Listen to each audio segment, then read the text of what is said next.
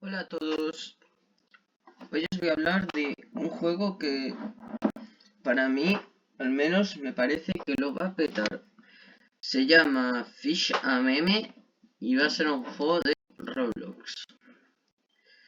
Vale, va a tener, va a basarse en pescar memes, va a basarse también en espadas tipo de pelea y eso, por lo que he visto, y va a haber islas.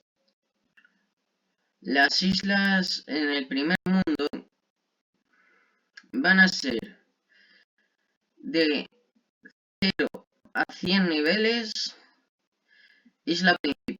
De 100 a 300 niveles, volcán. De 300 a 500 niveles, subocéano. De 500 a 750 niveles, mar de Nia. De 750 a 800 niveles, Trollface. De 800 a 950, mundo Miau. Miau. De 950.000, mar de chicles. De 1000 a 1500, memes bodrios.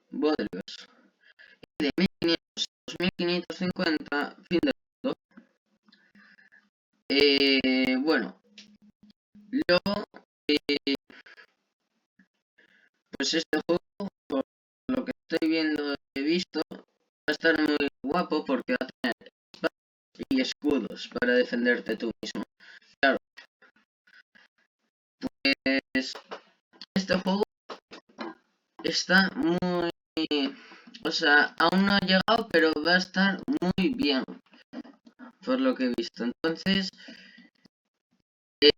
ir uniéndose al servidor de Fishameme en Discord para ir informándoos de lo que vaya sucediendo en este juego.